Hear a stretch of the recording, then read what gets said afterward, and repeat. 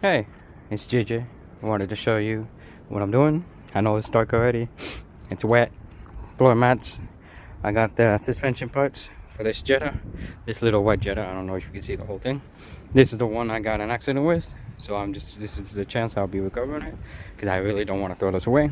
So, I have a good opportunity to do this. I know it's late at night. I don't really care. I just want to get this fixed, get it in my life, and then start using it instead of leaving it to collect dust.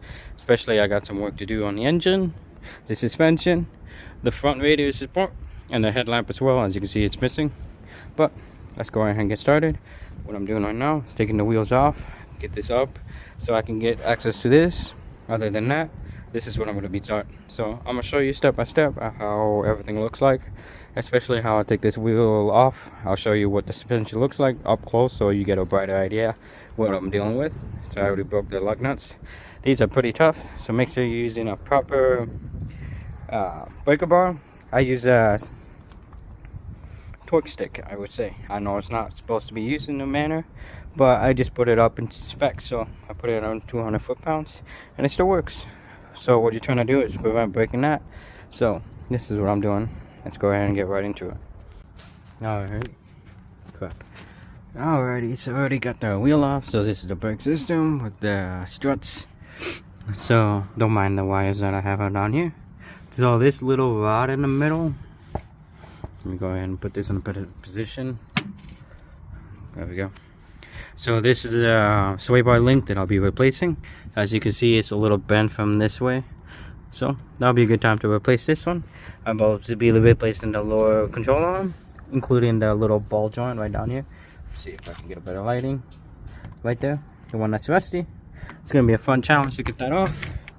But other than that, this, and the tie rod end right here, I'll be replacing that as well.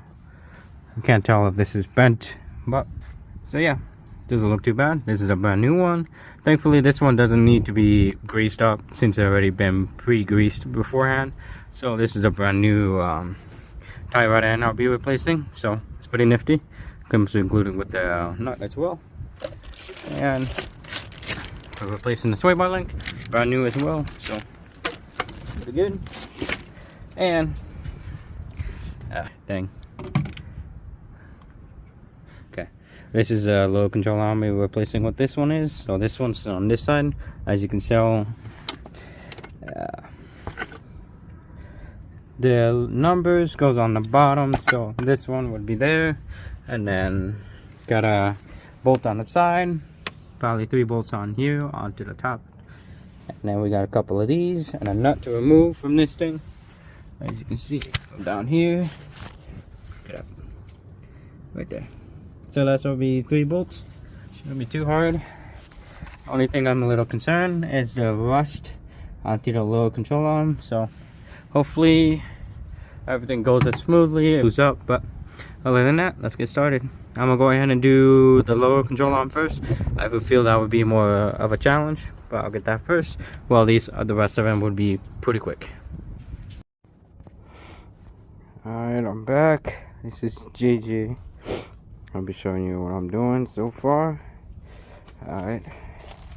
So, what do we got? A pry bar and a hammer. So, when it comes to this little ball joint right here, I got the nut busted off. Only issue is how you're gonna separate it from this to the low control arm. So usually you would get a pry bar in there, as you can see. Since I'm replacing the little ball joint, I'll be able to, you know, replace both of them regardless. So shove it in there, just put pressure on it until it pops, to see if you can get the lower ball joint wedge away from the knuckle. If not, there's another way. It's by sheer force. In this case, I would have to hit it very perfectly here.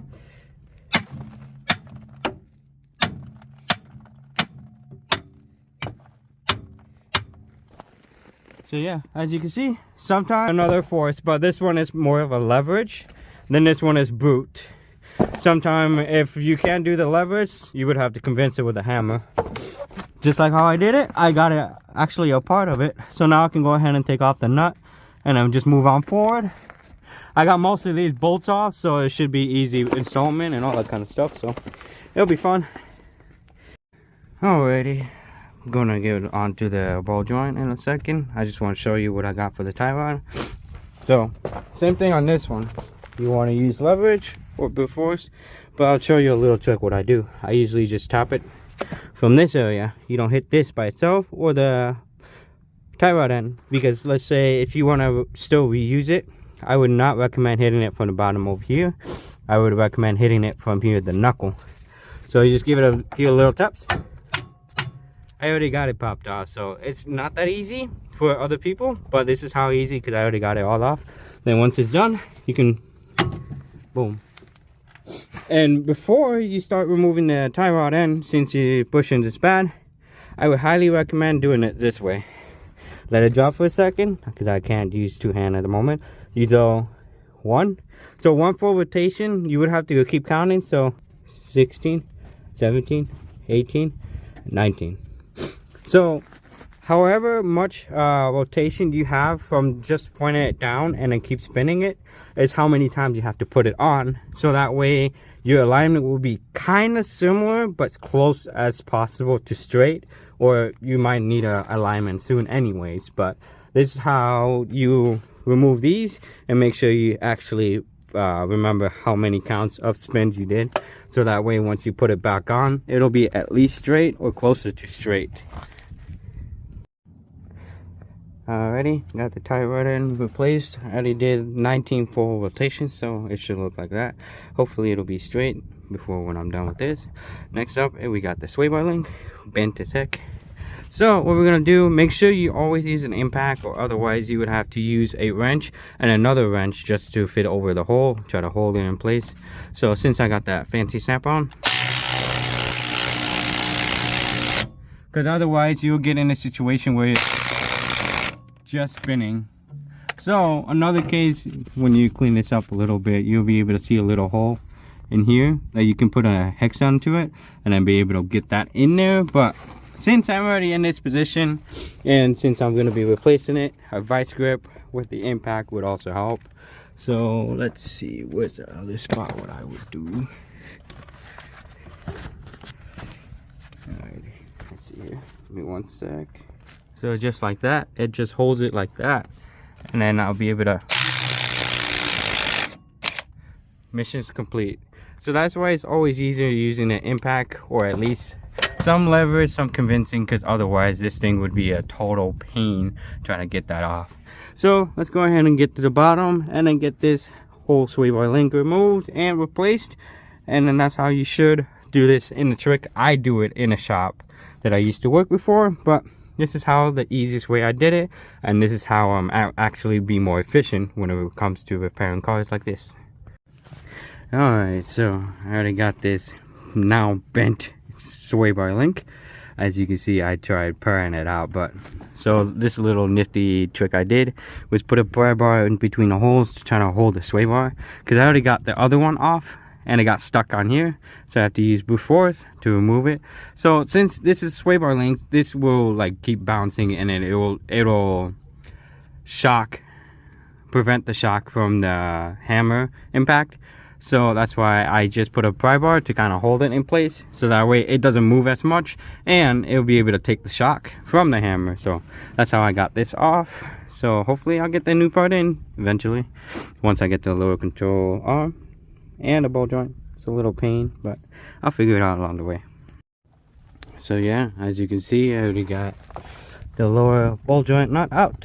It was a little challenge, since this little part and this little part keeps spinning around. So if it's spinning indefinitely, I just use vice grip and just kind of wedge in between and just kind of grip on it, so that way it stopped moving. But since that didn't help, I use a jack and just lift it up a little bit, so that way I will be able to put pressure on that.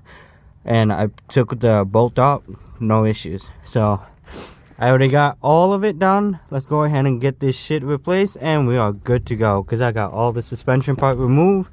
As you can see, sway bar links is missing here. Got the tie rod in, kind of whacked off a little bit there, but that's fine. Let's go ahead and get that lower control arm, and we'll do the other side soon enough. So this is a reason why you gotta replace your suspension parts. So I already messed this up, so as you can see, that's bad. And that has almost replay, since this one barely moves. It's not bolted on right now, but that's why you hear the clunkings. But here's some things you look out for when it comes to like suspension bushings are wearing out. So this one seems to be perfectly okay. Other side as well. But as you can see over here, we see weather cracking on the rubber. Starts to wear out over time, since if you don't replace these every 100,000 miles on it, or a few years, depending on what kind of ability that you do. So this is sometimes you gotta look out for, since this is weather cracking. It might go bad eventually. But other than that, out with the old, in with the new. You got everything I need as far as new bushings. As you can see, it looks nice and clean. And on the other side, it doesn't look as bad as the other one, but looks nice and fresh. So this is gonna go on my Jetta. As you can see, I already butchered it just by a little bit. But other than that, let's go ahead and put this on, and I'll get this all new parts on, and then put it back together, and hopefully it will be back on the road soon, since I got a lot to do. Some repairs under the hood as well, since I found some leaks. But eventually I'll get into this.